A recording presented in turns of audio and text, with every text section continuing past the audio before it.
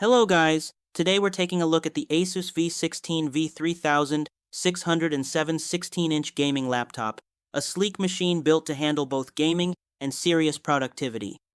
Right away, the 16-inch WUXGA display stands out. With a 144Hz refresh rate and a 16:10 aspect ratio, everything feels smooth and spacious. Whether you're jumping into competitive shooters or editing content, the extra vertical screen space makes multitasking noticeably easier. Under the hood, it's powered by the Intel Core i7-240H processor, delivering strong multi-core performance for gaming, streaming, and heavy workloads. Paired with the RTX 3050 graphics and 6GB of GDDR6 memory, it runs modern titles at solid settings while also handling creative apps like Photoshop and video editors without slowing down. You also get 16GB of fast DDR5 RAM and a 512GB PCIe 4 SSD, so boot times are quick and apps launch instantly.